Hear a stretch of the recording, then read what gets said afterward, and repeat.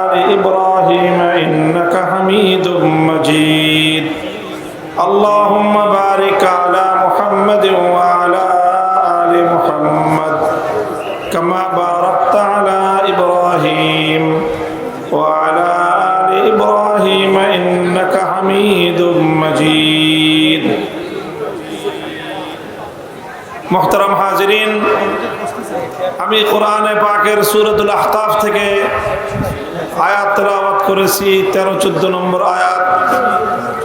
আল্লাহ পাক রব্বুল আলামিন এই আয়াতের গুলোর মধ্যে অত্যন্ত গুরুত্বপূর্ণ একটি নির্দেশনা দিয়েছেন। আল্লাহ বলছেন ইন্নাল্লাযীনা ক্বালু রাব্বুনাল্লাহু সুম্মা ইসতাকামু ফালা খাউফুন আলাইহিম ওয়ালা হুম ইয়াহজানুন। আল্লাহ বলেন যে যারা এক আল্লাহকে রব বলে ঘোষণা করলো, ঈমান আনলো আল্লাহর উপর, আল্লাহ পাক রব্বুল আলামিনের রুবুবিয়্যতের উপর যারা ঈমান আনয়ন করলো, সুম্মা ইসতাকামু আল্লাহর উপর ঈমান আনার পরে ঈমানের উপর ইস্তেকামতের সাথে থাকলো, ঈমানের উপর ইস্তেকামতের সাথে থাকলো, ফালা খাউফুন আলাইহিম ওয়ালা হুম ইয়াহজানুন, তাদের ভয়ের কোনো কারণ নাই, তাদের দুশ্চিন্তার কোনো কারণ নাই। অর্থাৎ মানুষ তার ইহকাল এবং পরকালে নিজের কৃতকর্মের কারণে যত ভয় ভীতির সম্মুখীন হতে পারে এবং নিজের নানা ত্রুটির কারণে মানুষের যেই ধরনের আক্ষেপ এবং আফসোস হতে পারে, আল্লাহ পাক রব্বুল আলামিন বলছেন যারা এই দুটি কাজ করবে, ক্বালু রাব্বুনাল্লাহ, এক আল্লাহর রুবুবিয়্যতের স্বীকার করবে, স্বীকৃতি দিবে, সুম্মা ইসতাকামু, অতঃপর আল্লাহর রুবুবিয়্যতের স্বীকৃতির উপর ইস্তেকামতের সাথে থাকবে, দৃঢ়তার সাথে থাকবে, অটল এবং মজবুত থাকবে। আল্লাহ বলছেন ফালা খাউফুন আলাইহিম ওয়ালা হুম ইয়াহজানুন, তাদের ভয়েরও কোনো কারণ নাই, দুশ্চিন্তার কোনো কারণ নাই। একই ধরনের আয়াত আল্লাহ পাক রব্বুল আলামিন সূরা ফুসসিলাতের মধ্যে আরেকটু ভিন্নভাবে বলেছেন ইন্নাল্লাযীনা ক্বালু রাব্বুনাল্লাহু সুম্মা ইসতাকামু তাতানাজ্জালু আলাইহিমুল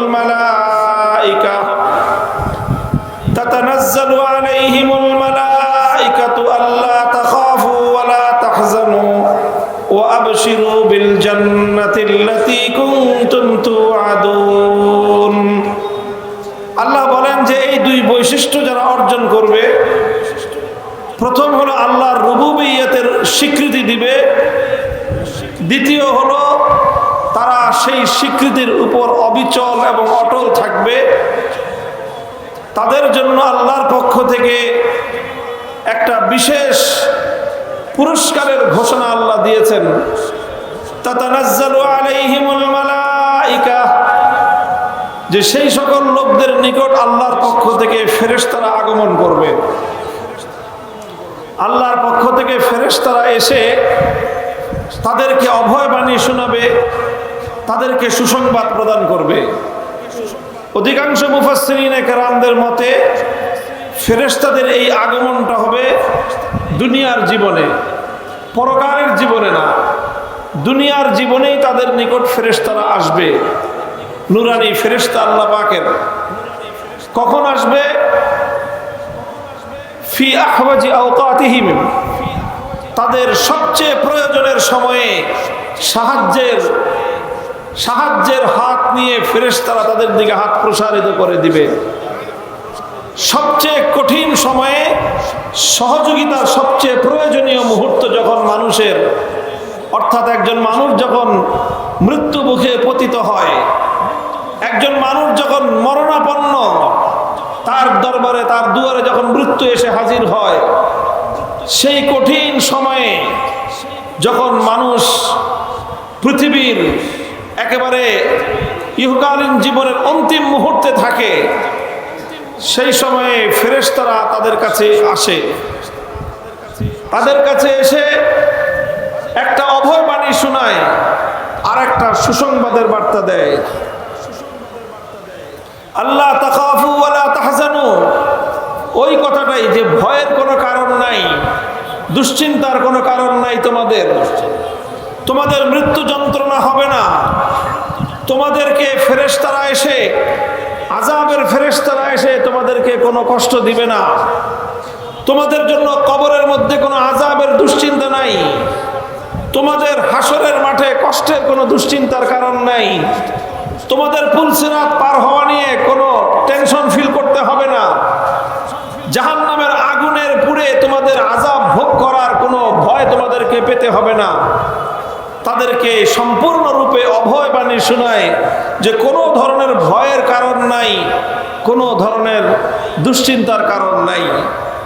শুধু অভয় বাণী শুনিয়েই ফেরেশতারা ক্ষান্ত হন না, বরং ফেরেশতারা তারপরে আরেকটা আগাম সুসংবাদ দান করেন, ওয়া আবশিরু বিল জান্নাতিল্লাতী কুনতুম তুআদুন। তোমাদেরকে আল্লাহর পক্ষ থেকে সুসংবাদ দিচ্ছি, তোমরা ওই বেহেশতের, ওই জান্নাতের সুসংবাদ গ্রহণ করো, যেই জান্নাতের ওয়াদা এবং প্রতিশ্রুতি আল্লাহর পক্ষ থেকে তোমাদেরকে এতদিন দেওয়া হতো। আজকে আমরা স্বয়ং আল্লাহর পক্ষ থেকে বার্তাবাহী হিসেবে তোমাদের কাছে জান্নাতের শুভ সংবাদ নিয়ে এসেছি। নাহনু আউলিয়াউকুম ফিল হায়াতিদ দুনিয়া ওয়া ফিল আখিরাহ ওয়া লাকুম ফিহা মা তাশতাহি আনফুসুকুম ওয়া লাকুম ফিহা মা তাদউন। ফেরেশতারা বলেন যে আমরা তোমাদেরকে এই অভয় বাণী আর এই সুসংবাদের বার্তা দিয়ে চলে যাব না, বরং এই যে আমরা আসলাম, এখন এই তোমার ইহজীবনের যেই অল্প সময়টুকু তোমার রয়েছে, অন্তিম মুহূর্তের মৃত্যু পর্যন্ত যতটুকু সময় তোমার অবশিষ্ট রয়েছে, এই সময়টুকু আমরা তোমার সাথে আছি। ওয়াফিল আখিরাহ, এবং এরপরে তোমার সাথে তোমার প্রতিটি কঠিন মুহূর্তে আমরা থাকব। কবরের সুয়াল জবাবের সময় থাকব, হাসরে ওঠার সময় থাকব, পুলসিরাত পার হওয়ার সময় আমরা তোমার সাথে থাকব। এরপরে একেবারে জান্নাত পর্যন্ত পৌঁছায় দেওয়ার পর আমাদের দায়িত্ব ক্ষান্ত হবে। আল্লাহ পাক তোমার সিকিউরিটির জন্য আমাদেরকে তোমার জন্য দায়িত্বে নিয়োজিত করেছেন স্বয়ং আল্লাহ। আর জান্নাতে যখন চলে যাবা, তখন তো আর তুমি যা চাইবা তাই হবে। তোমার ইচ্ছা এবং অভিপ্রায়ের বিপরীতে জান্নাতের মধ্যে কিছুই হবে না। এরকম অসাধারণ, অভাবনীয়, লোভনীয় একটা সুসংবাদ নিয়ে, অভয় বাণী নিয়ে ফেরেশতারা এক শ্রেণীর মানুষের কাছে চলে আসে, এবং এটা ইহকালেই আসে, দুনিয়ার পার্থিব জীবনেই আসে। তবে এমন একটা সময় আসে যখন মানুষ আর এই দুনিয়ার মানুষের কাছে তার এই অভিব্যক্তিটা ব্যক্ত করতে পারে না, যখন মানুষের জুবান বন্ধ হয়ে যায়। দুনিয়াতে মানুষের মৃত্যুর সময়ে সর্বপ্রথম যেই অঙ্গের উপর মানুষের মৃত্যুর প্রভাব তৈরি হয়, সেটা হলো তার জুবান। মানুষের বাক শক্তি বন্ধ হয়ে যায়, মানুষের কথা বলার শক্তি আল্লাহ পাক সর্বপ্রথম এটাকে বন্ধ করে দেন। মানুষ কথা বলতে পারে না, তখন মানুষ কান দিয়ে শুনতে পারে, চোখ দিয়ে দেখতে পারে, মাথা দিয়ে চিন্তা করতে পারে, হৃদয় দিয়ে বুঝতে পারে, অনুভব করতে পারে, হৃদয়ঙ্গম করতে পারে, শুধু পারে না মুখ দিয়ে কিছু বলতে। যদি বলতে পারত দুনিয়ার মানুষ ওই সময়ের কথা, মৃত্যুর সময়ের অভিব্যক্তি, মৃত্যুর সময়ের দৃশ্যগুলো যদি মানুষ ব্যক্ত করতে পারত, তাহলে দুনিয়াতে ঈমান বিল গায়েব, না দেখে না শুনে বিশ্বাস করার যে ফজিলত, এই ব্যাপারটা থাকতো না। দুনিয়াতে যারা কঠিন পরিস্থিতির সম্মুখীন হয় মৃত্যুর সময়ে, ভয়াবহ আযাবের সম্মুখীন হয় মৃত্যুর সময়ে, যখন মানুষের মন, মানুষের হৃদয় থরথর করে কেঁপে ওঠে, ভয়ে পালানোর চেষ্টা করে কিছু মানুষ, আর কিছু মানুষ ওই ধরনের ফেরেশতাদেরকে দেখে দুনিয়া থেকে আখিরাতের দিকে চলে যাওয়ার জন্য উদ্গ্রীব হয়ে ওঠে, সে তার প্রাণ চঞ্চল হয়ে ওঠে যে এই কষ্টের দুনিয়ায় না থেকে এই নুরানি ফেরেশতাদের সাথে আমি জান্নাতের পথে যাত্রা করব, সে অস্থির হয়ে ওঠে। তো এই দুই শ্রেণীর মানুষ হয় দুনিয়াতে। এই ঘটনাগুলো মৃত্যুর আগে মানুষের সাথে ঘটতে থাকে, কিন্তু মানুষ এটা বলতে পারে না।